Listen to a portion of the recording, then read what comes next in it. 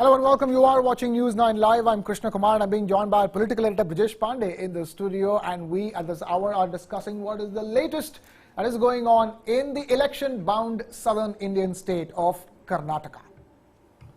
The BJP was jolted when former Chief Minister of Karnataka, Jagdish Shettar, a BJP veteran, switched sides to the Congress party. And now the Saffron party is trying to put its house in order, and it does not want to further upset the Lingayat community, because bear in mind, Jagdish Shettar is a tall Lingayat leader, second only to B.S. Yediyurappa in the party. The BJP has also stepped up efforts to stop Jagdish Shettar's supporters from leaving the party. BJP's National President JP Nadda is in Hubli meeting with the local leadership in North Karnataka. Nadda will campaign in the central constituency where Shettar is contesting. Nadda will also visit Tuksavira Math and Siddarudha Math to meet with the Lingayat religious leaders and seers over there. He will accompany Chief Minister Bommai, who will be filing the nomination papers as well. Let me take this across to Brijesh Pandey, our political editor, first up, and then we'll take this across to our guests from Karnataka. Brijesh, talk to us, in that sense, this is damage control time for the BJP. Well, the BJP, Krishna, is trying to send a message that it is not perturbed or it's not jolted by the exit of Shettar, and this is the reason why the party top brass, the party president JP Nadda, also going along when B.S. Bommai is going to file his nomination, and apart from that, holding road shows and rallies in the place which is said to be the power center of Jagdish Shettar. The fact is that yes, BJP has being jolted by the kind of rebellion it has seen in the last 15 to 20 days. This is something which the BJP is not used to, because remember, in the states of Uttar Pradesh, in the state of Bihar, in the state of Gujarat and various other states, even including Himachal, they're not used to this mass scale rebellion. And considering the fact that the BJP's massive push was for the southern surge, and Karnataka is the only state where they have been in power for quite some time now, I think their level of desperation is becoming pretty obvious, and they would want to win or retain.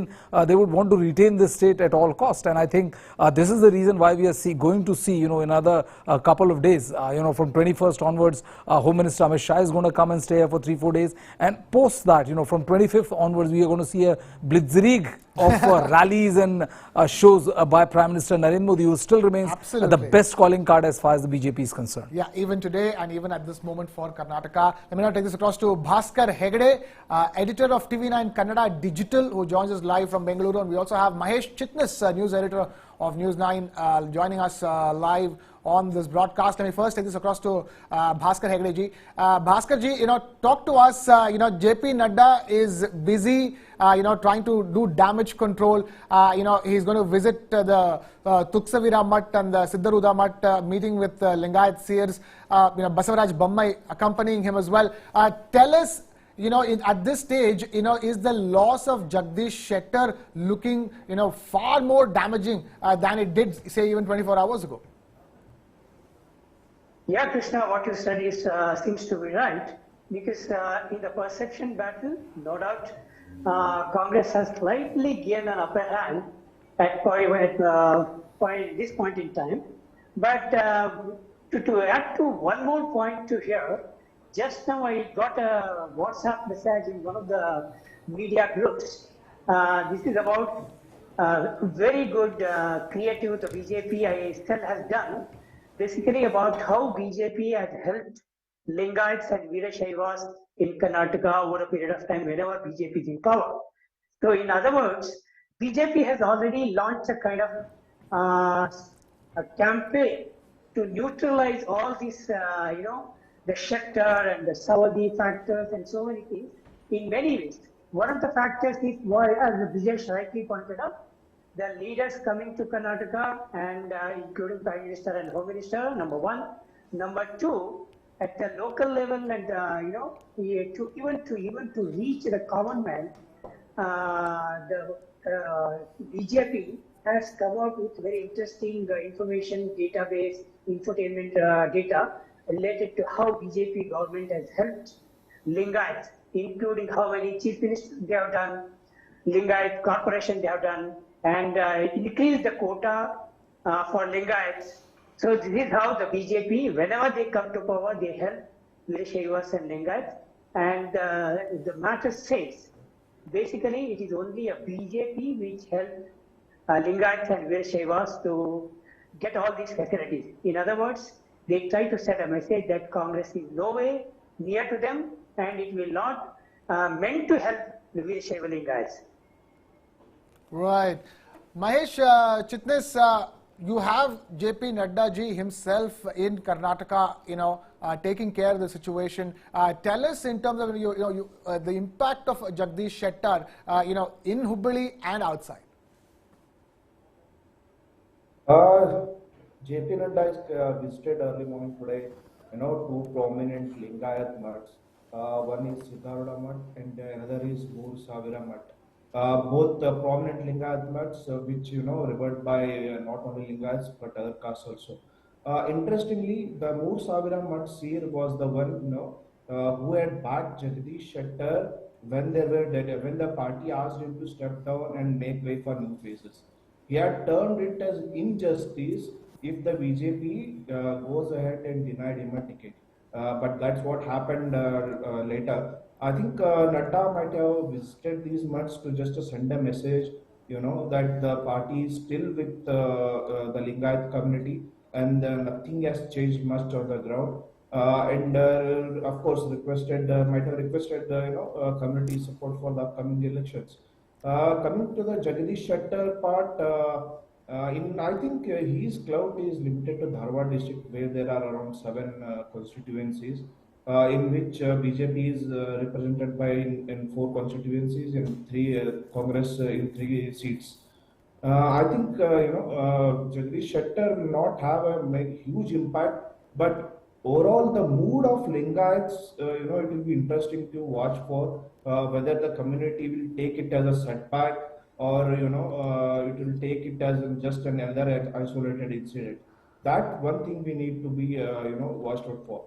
Jagdish Shettar yesterday, while addressing a press conference, he singularly directly blamed BJP General Secretary Organization BL Santosh for missing out on ticket.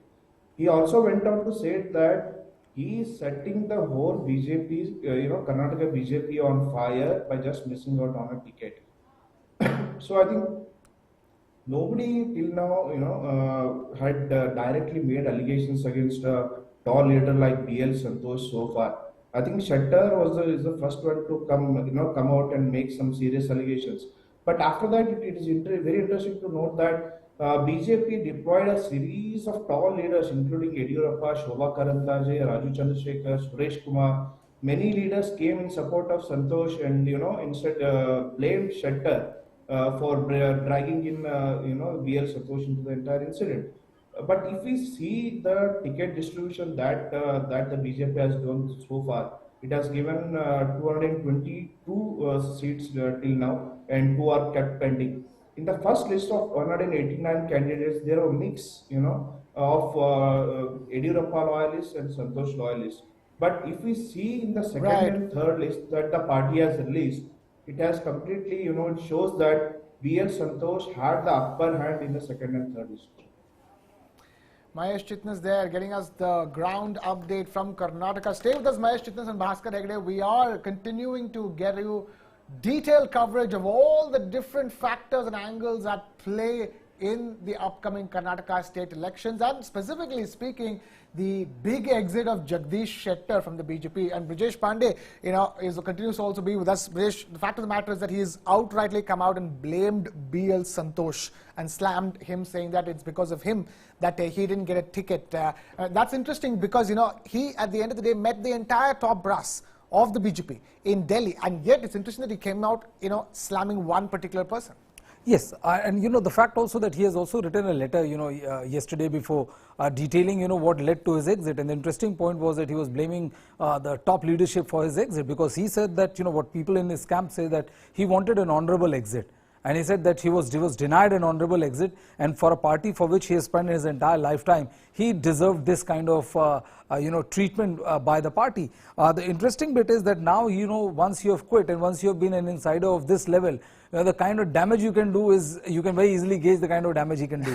He has started hitting out not only at BL Santosh. BL Santosh is the reason behind his exit and behind many other exits, because BL Santosh has emerged as a power center for the last couple of years. The other interesting thing is he also hit out at Annamalai because he said that this person has been made co-in charge of Karnataka election, and he is the person who has not won even a single assembly seat. So it's saying that that this act of party defies reasoning. Well, I can understand that a top leader has been given or entrusted the task of taking forward or holding this entire election campaign and all. But somebody, we were part of that discussion in which AIADMK literally rubbished Annamalai's existence, if I may say. And now Jagdish Shettar is returning the compliment. So I think, this coming from Jagdish Shettar will have value, because he has he is somebody who has been all his life part of ABVP, RSS. He has risen through ranks, and he is, till now we have not heard any senior vocal Lingayat seer coming out and saying that no, what he did was wrong. So it's very clear that that there is no clarity on whether he will be denounced by the Lingayats or whether he will not be able to break away a certain section of Lingayat votes from the BJP. So that is where the real tragedy for the BJP lies. How much damage can Jagdish Shettar inflict? Absolutely. Jagdish Shettar has blamed his exit from the BJP on BL Santosh. BL Santosh is incidentally BJP's National Secretary organization. And Shettar has also said that the person to whom BJP has given ticket to instead of him, Mahesh Tenginkai, is a close associate of BL Santosh. BL Santosh is looking over a generational shift in the BJP leadership in the state of Karnataka. Though Shettar slammed BL Santosh for his exit, B.S. Yediyurappa has come out in support of BL Santosh. We have Bhaskar Hegde ji and Mahesh Chitnis continuing to be with us on the broadcast. Bhaskar ji, that's interesting, isn't it?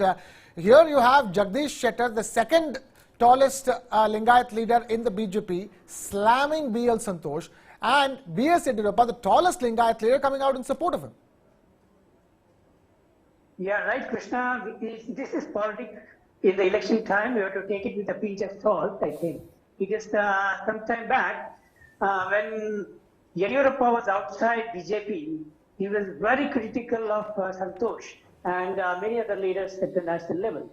Now suddenly, when Shettar had gone out, so Yediyurappa, because Yediyurappa probably got tickets for his son and few of his supporters, I guess he has to come to the support of Santosh, number one.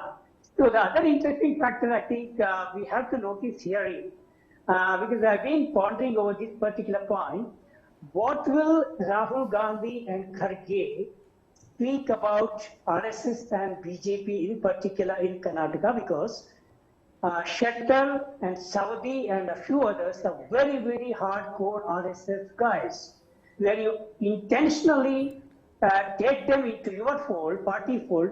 Do you have any kind of moral standing to criticize BJP and RSS, keeping Saudi or Shettar on the same podium in election rallies? Very interesting point. So over to you.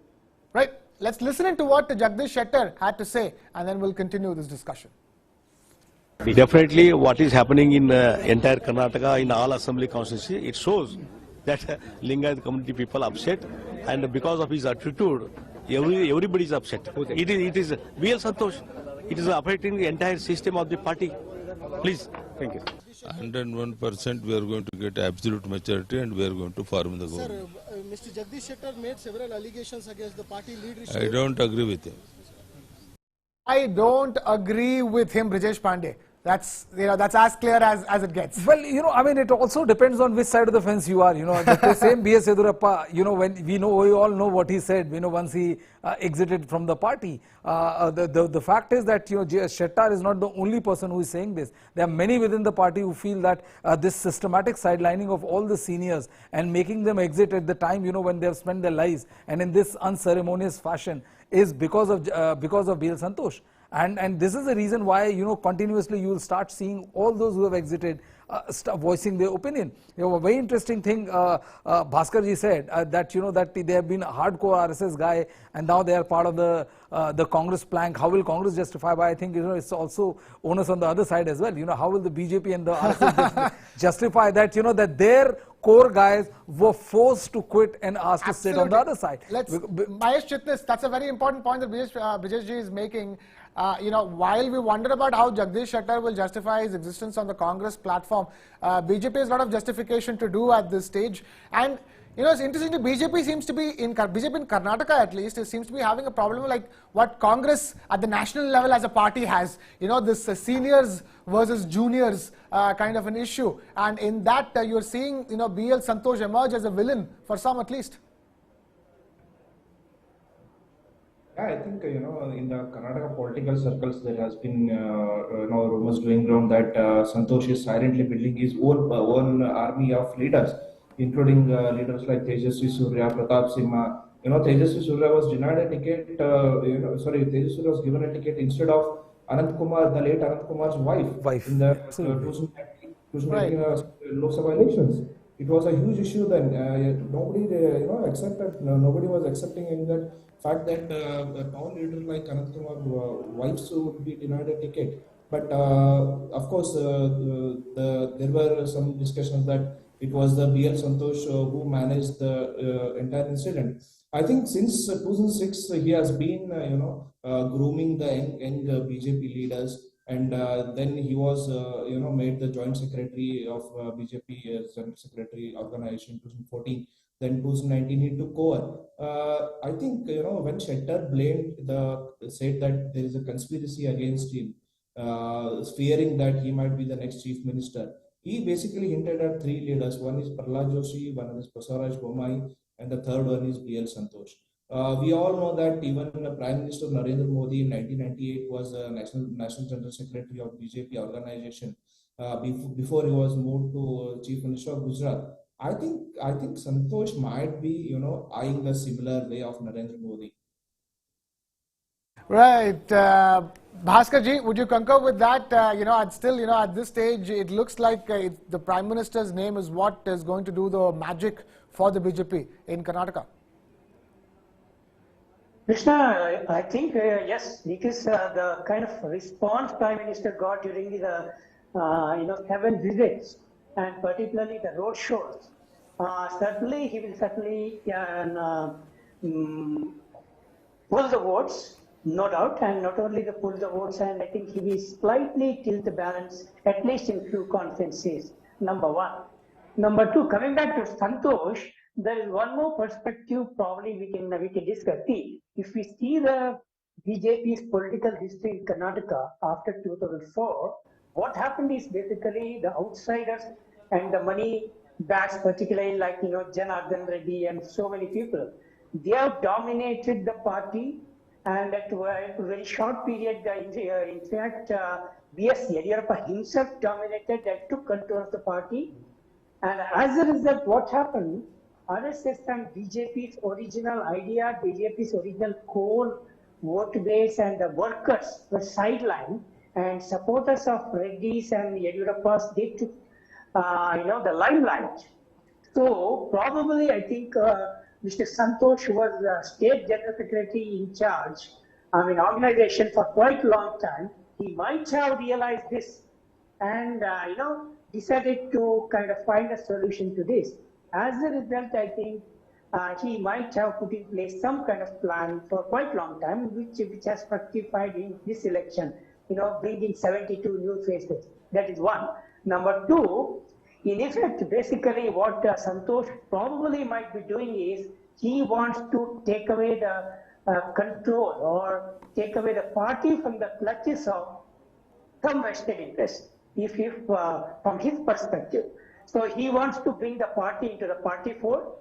I think that could be the reason why he's bringing so many new faces and doing an experiment, which is basically kind of Santosh as yeah.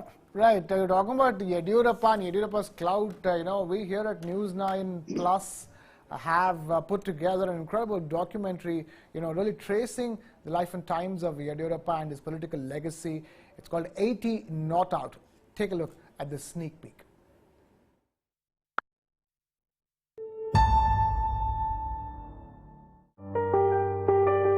If you are 75 and a BJP leader, chances are you'll join the veterans at the Marg Darshak Mandal, a retirement home. But when it comes to B.S. Yediyurappa, the BJP pulled him out of retirement to lead the party in the 2023 Karnataka Assembly elections. Age has nothing to do with Yediyurappa ji. The first chief minister to go to prison, no? Whether you like him or hate him, you can't ignore him. As election frenzy grips Karnataka, the four-time chief minister is someone the BJP can't do without if it wants to retain power.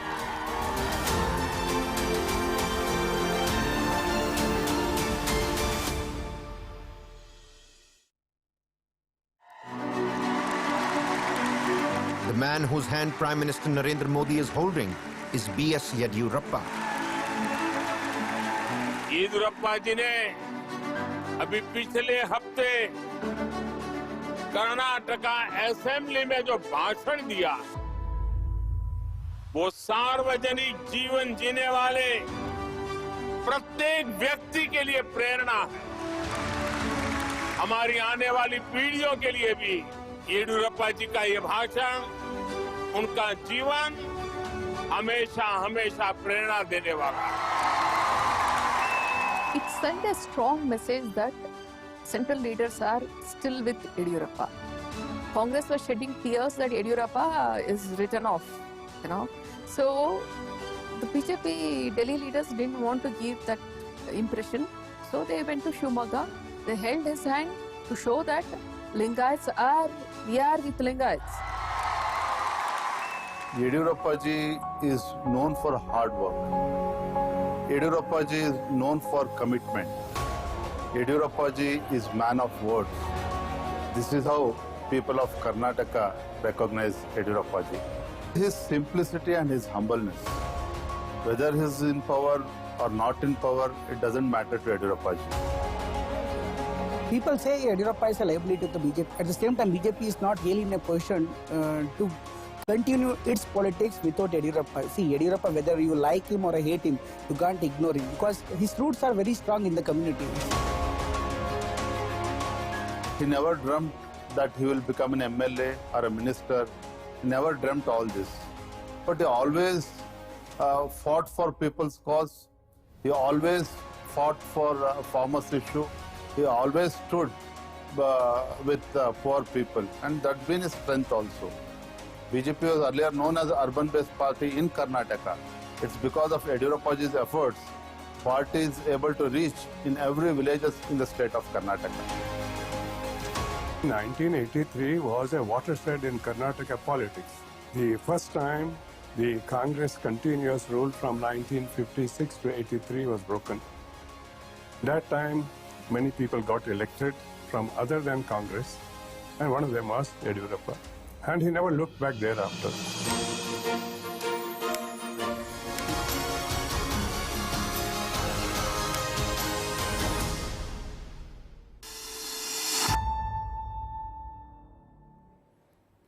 Right, and you can catch the full documentary on India's first news OTT platform, NEWS9 Plus. Make sure you catch the full documentary, 80 Not Out, on the life and times of B.S. Yediyurappa. We're talking about him as if he's a legend. Brijesh, the fact of the matter is that he is still there, and he's going to command quite a good heft when it comes to the upcoming elections, which is weeks away. Well, I think, two sets of visuals very clearly display how important Yediyurappa is. We see Jagdish Shettar going there to meet all the top leadership from Nadda to Dharmendra Pradhan to Prahlad Joshi, and came back with no empty-handed. Came back empty-handed. This despite when Yediyurappa himself said that 99% he will get the ticket.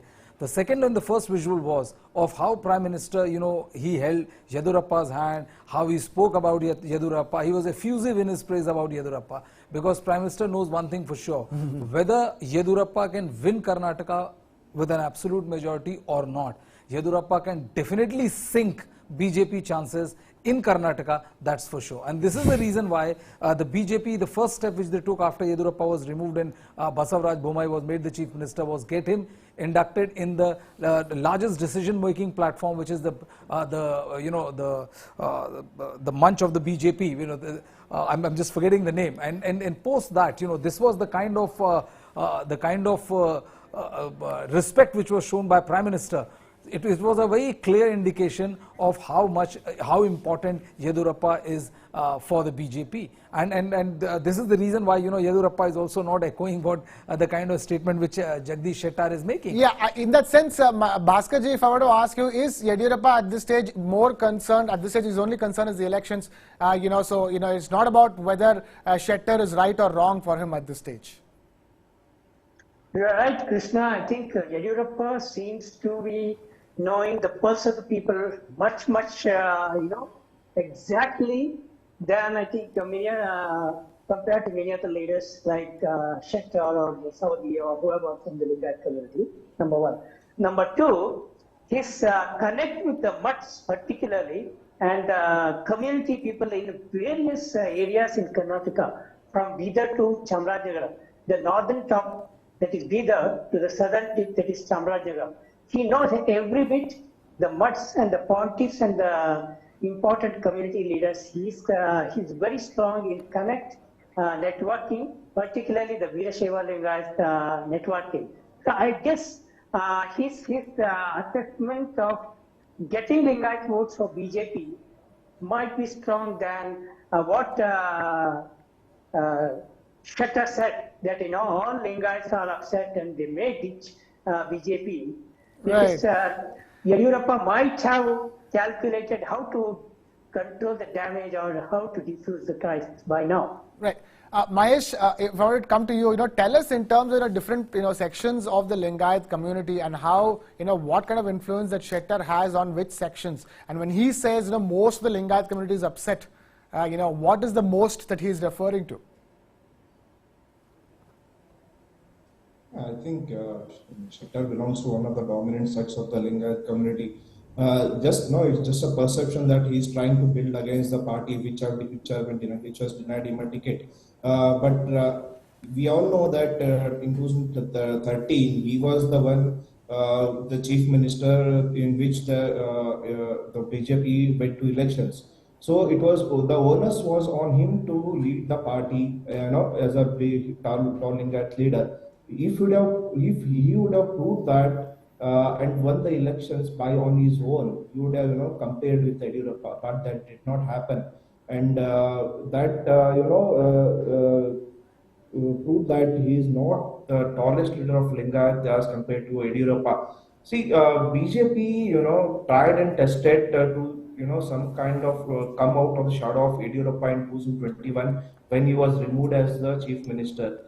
BJP, tried to ignore Yediyurappa's plans of state tour. They, deferred it indefinitely despite the Yediyurappa saying that I will be going on this date, that date, but that never happened. Later it was converted into a party, party tour, in which Nalin Kumar Patil and all the party leaders took part in it. But later, I think after the debacle of couple of bypolls, BJP soon realized that without Yediyurappa, at least in the upcoming election, we can't ignore him completely and go alone on the party and cadre-based system. So I think soon, immediately after that, BJP inducted him to the parliamentary board and in the central election committee and gave a lot of responsibilities. And of course, the camaraderie we saw with PM Modi and Yediyurappa, that was visible. But I think one important aspect here is, yes, Yediyurappa himself knows how the party is treating himself. Opposition might be saying that he is being ignored and that, but I think he himself knows how much the party gives importance to him and how much they will be using him. I think that depends on most of the electoral outcome, what message he will be sending to all the mutts and his own community leaders inside the Lingayat community. Right. One thing I want to check with you, and then I'll take this back to Bhaskar ji, and that is the BL Santosh factor. For now it looks as if the BL Santosh factor has led to nothing but defections and fallouts within the BJP. Bhaskarji, if I were to come to you on that, tell us the BL Santosh factor at this stage with weeks to go for the election. How advantageous or disadvantageous is it for the BJP? Krishna, I think one can argue from both the point of view, because Mahesh sometime back has mentioned about, about the negative points. See, the other factor that BL Santosh has done very quietly in the last 5 years is basically the social engineering. The social engineering means what he has done is the reports coming from the grassroots level say the Santosh and RSS and the BJP team has reached out to many microscopic OBC minority groups. One, SC, ST, OBC, and of course. So mainly to ensure that these communities stay with BJP no matter what happens at the 11th hour in the election time. I think the social engineering plan put in place by Santosh and his team in Karnataka might help very quietly, because a colleague of mine and a few others who visited various other places have given me some kind of feedback. They say the same independent point of view also concur with this. So saying that the social engineering that the BJP has done in districts might work well during this election. This is basically a plan that Santosh had planned some time back, and I think which by now I think it is yielding the results. Right, Bhaskar Hegde ji, TV9 Kannada Digital's editor, continuing to be with us, and we have Brajesh Pandey, our political editor, continuing to be with us as well. We're continuing to track all that's happening in Karnataka, and the latest is that Chief Minister of Karnataka, Basavaraj Bommai, has filed his nomination for the upcoming state assembly elections in Karnataka. Now, Basavaraj Bommai filed his nomination papers after taking out a procession with party workers. He was accompanied by BJP's national president JP Nadda and, of course, actor Kicha Sudeep, his good friend who calls him Mama. He filed his nomination from the Shigaon Assembly constituency in Haveri district in Karnataka. And we have Bhaskarji still with us and Mahesh Chitna is also with us. So Mahesh, let me bring this across to you now. Mahesh, talk to us. Quite the pomp and show for Basavaraj Bommai to file his nomination papers. Definitely. I think that's one more message that JP Nadda wanted to send here is, by accompanying Basavaraj Bommai, that they are still with the Lingayat community, and the BJP party gives importance to the Basavaraj Bommai and maybe the potential next chief minister candidate also. And of course, Sudeep being in Shigaon, this is his first campaign after he announced his support to Basavaraj Bommai. That has brought in a huge crowd there. Of course, Congress also recently announced a Muslim candidate against Basavaraj Bommai. The Congress wanted to, feed Vijay Kulkarni, the former minister, but that did not proceed further, and later it settled with the Muslim candidate Muhammad Yusuf. I think it's a second time that Bommai is filing a nomination. First, it was on April 15th when he symbolically filed it, but today he, with all the pomp and fervor, he has filed a nomination petition. Right, Bhaskar ji, talk to us. JP Nadda, is in Karnataka, is accompanying Basavaraj Bommai to file his nomination papers. I want to ask, do you think that this sort of strengthens Basavaraj Bommai's chances of becoming the chief minister again, if BJP were to win in Karnataka? Krishna, of course, it's very difficult to take bet on this kind of thing, but in the present setup of BJP, no doubt. But safely we can say that Bommai is more comfortable in the present situation, because the candidate who's contesting on Congress ticket, he's a Muslim, and if you see the caste and communal arithmetic, I think Bommai is very safe in winning the seat, number one. Number two, since he's not antagonized any of the central leaders, and he's a kind of taskmaster to some extent, I think his chances of becoming CM again is much higher if BJP comes back. Right. Brijesh Pandey, our political editor, continues to be with us in the studio. Brijesh, you've seen, it's very important, isn't it, when somebody from the national leadership accompanies you to file your nomination papers. That's why I asked Bhaskarji, saying that, if things were to go all right for the BJP in the elections, you're looking at Basavaraj Bommai as the Chief Minister of Karnataka again? Well, I can't say for sure that you're looking at Basavaraj Bommai as the next Chief Minister if the BJP wins and goes on to form the government. But yes, it is definitely a gesture of support by the central leadership. And basically what it does is that it also puts an end to a lot of murmurs which goes around in the party, whether you're backed by the central leadership or not. And we saw this, massive vote of confidence for Bandi Sanjay in Telangana, where, the Prime Minister himself came and patted on his back. The Home Minister was giving him the maximum audience. So it's a way of telling you that, yes, you are the most important person as far as the particular state is concerned. It was obvious also because given the unceremonious exit of Jagdish Shettar, the BJP doesn't want to put a foot wrong as far as the Karnataka election is concerned. And this is the reason why this show of support as far as Basavaraj Bommai is concerned. And Kicha Sudeep, we've discussed that threadbare again on NEWS9 Live. Kicha Sudeep, famous Kannada actor who's made pan-India films, coming out in support of Basavaraj Bommai, making it clear that he is not entering politics, but he is there for Basavaraj Bommai, an old friend who he calls Mama, and he will be there with him. And that's, again, that could yet turn out to be, a trump card for Bommai. It could. The Kicha Sudeep is definitely playing the perfect role of Bhanja as far as this Karnataka election is concerned. And they're contrary to many statements, which had come out, source-based info and all, he is still now remains steadfast to what he has said, that he will only support Basavaraj Bommai. And he also went on to explain the reason why he's doing is that's because, he's helped him during his hard times, and he owe him that much at least. And it is for Basavaraj Bommai and not for the BJP per se that he has come out to support. Of course, he's a very popular actor. And, if he goes around, there are many people who just come to watch him. It makes you the entire, the look and the feel of the rally. Oh, yeah. The look and feel. Mahesh Chitnis, if I can bring this across to you, Mahesh Chitnis, the look and feel of, this filing nomination papers has certainly gone a notch up with the presence of Kicha Sudeep.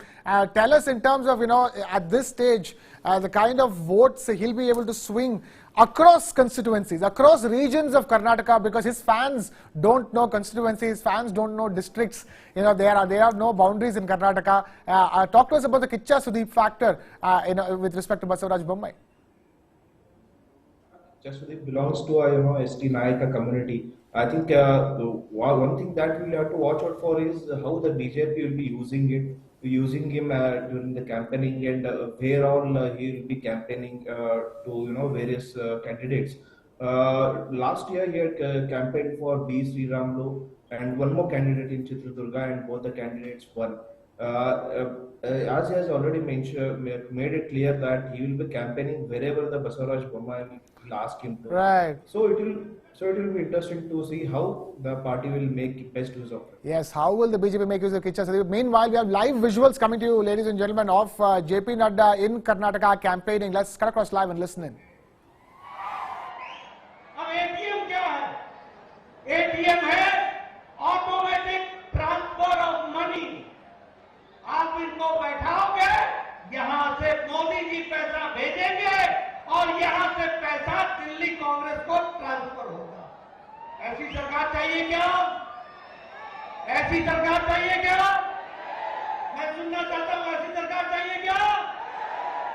आप चाहते हैं कि मोदी जी का भेजा हुआ पैसा कर्नाटक की धरती पर लगे? आप चाहते हैं? आप चाहते हैं कि नहीं चाहते हैं? अगर आप चाहते हैं तो उसका रास्ता है कमल का निशान और कमल का निशान उस बात को आप याद। आप बताइए, सड़कें बन रही है कि नहीं बन रही है? बन रही है कि नहीं बन रही है? 4 लेन, 6 लेन, 8 लेन बन रही है कि नहीं बन रही है? आप बताइए कि कुल मिलाकर के टुमकुर में हेलीकॉप्टर बनाने की फैक्ट्री लग रही है कि नहीं लग रही है? आप बताइए, आज कर्नाटक हेलीकॉप्टर और हवाई जहाज बनाने में देश में 75% जो जहाज बनेंगे वो कर्नाटक में बनेंगे। आप चाहते हैं कि नहीं चाहते हैं? आप चाहते हैं कि नहीं चाहते हैं?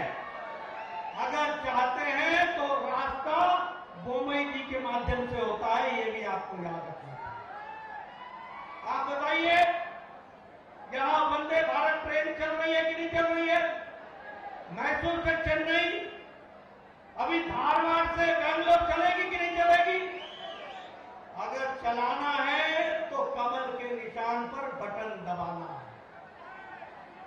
अगर आगे बढ़ना है तो कमल के निशान पर बटन दबाना है। आप बताइए, प्रधानमंत्री आवास योजना में गरीब लोगों को मकान मिल रहा है कि नहीं मिल रहा है? आप चाहते हैं कि मकान मिलता रहे कि नहीं मिलता रहे? अगर आप चाहते हैं कि गरीब लोगों को मकान मिले तो उसका रास्ता कमल का बटन दबाने से आएगा। ये आप चाहते हैं कि नहीं चाहते हैं कि गरीब लोगों को 5 किलो गेहूं और 5 किलो अनाज मिले? चाहते हैं कि नहीं चाहते हैं?